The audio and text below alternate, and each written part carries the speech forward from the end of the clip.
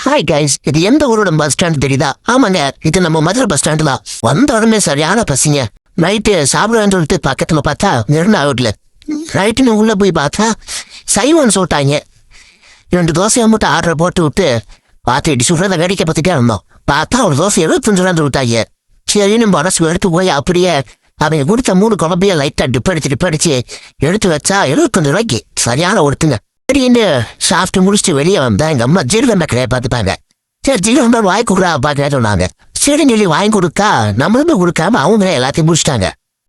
சரின்னு குய் கொடுக்கான்னு பார்த்தா ஜீரகம் 40 ரூபான்னு சொல்லிட்டாங்க. சரி டேஸ்டா சாப்பிடணும் காசு கொடுத்தாங்கன்னு சொல்லிட்டு கொடுத்துட்டு நானும் டாட்டா பாய் சொல்லிட்டு பஸ் ஏறியாச்சுங்க. நைட்டு 12 மணிக்கு கூட எவனும் தூக்க மாட்டாங்க.